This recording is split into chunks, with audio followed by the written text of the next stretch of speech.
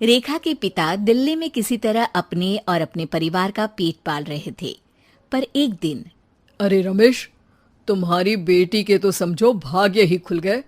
वकील लड़के का रिश्ता आया है। अरे वाह, कब करना चाहते हैं शादी?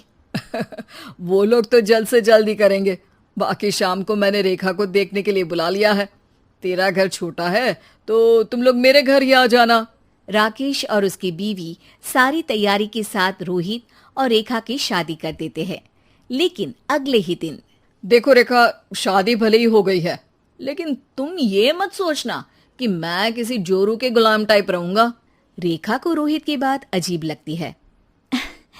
मैं ये तो सोच भी नहीं सकती और ना ही चाहती हूँ, लेकिन शादी के अगले ही दिन इस तरह की बात की उम्मीद भी नहीं थी। रोहित रेखा के मुंह से ये बात सुनकर गुस्सा हो जाता है। अरे, काफी जबान भी चला लेती हो।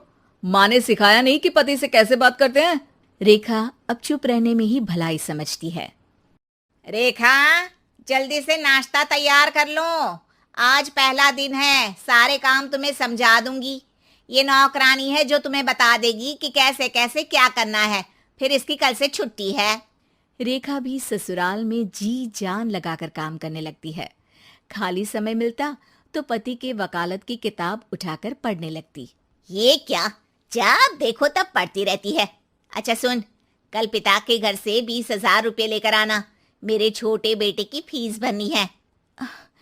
लेकिन पापा क्यों भरेंगे उसकी फीस? अरे वाह जी वाह, पापा क्यों भरेंगे? तो ये बता, हम क्यों रखेंगे तुझे यहाँ? क्यों खाना देंगे फ्री में? अरे, क्योंकि मैं बहू हूँ इस घर की। तभी वहाँ रोहित आ जाता है। अरे वाह, बड़ी जबान चला रही हो। चुपचाप माँ जो कह रही है वैसा कर, वरना सामान उठा और जा अपनी झोपड़ी में। बेचारी रेखा क्या करती। पिता के घर जाती है, उनको सारा हाल बताती है। पिता भी जैसे तैसे पैसों का इंतजाम कर बेटी को ससुराल के लिए विदा करते हैं। देखा, अब कहाँ से आए पैसे? अरे बहुत माल है तुम लोगों के पास, बस सीधी उंगली से निकालते नहीं। नहीं नहीं माँ, पापा ने अपनी मोटरसाइकिल बेचकर पैसों का इंतजाम किया है। पता नहीं अब वो ऑफिस कैसे जाएंगे।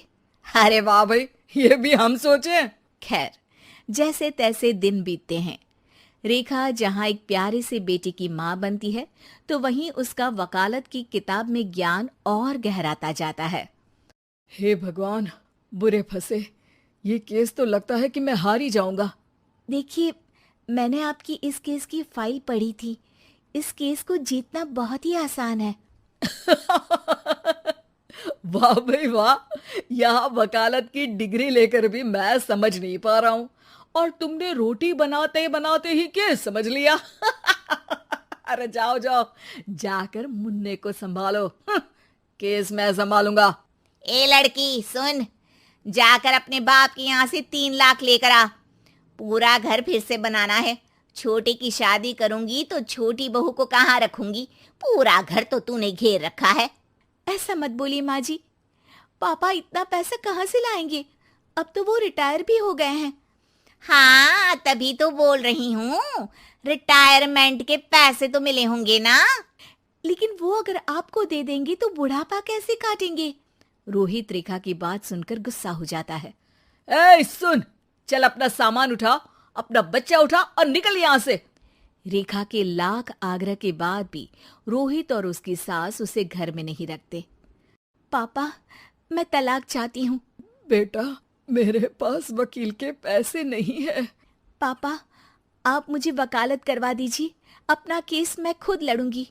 इस बार रेखा के पिता भी उसे ससुराल ना भेजकर रिटायरमेंट के पैसों से वकालत करवाते हैं।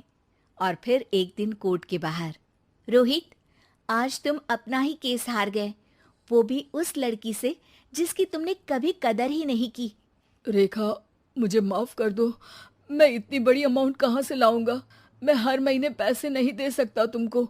पैसे वहीं से लाना जहाँ से तुम मेरे पापा को लाने के लिए मजबूर करते थे। एक पिता अपनी बेटी की शादी उसकी खुशहाली के लिए करता है, ना कि सारी जिंदगी कर्जदार बनने के लिए।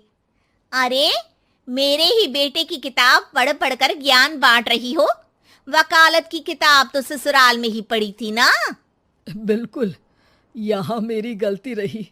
जिस पैसे से मैंने इसकी शादी की थी, मुझे वो पैसे पहले इसकी पढ़ाई में लगाना चाहिए था। और आज रेखा एक जानी मानी वकील के रूप में काम कर रही है।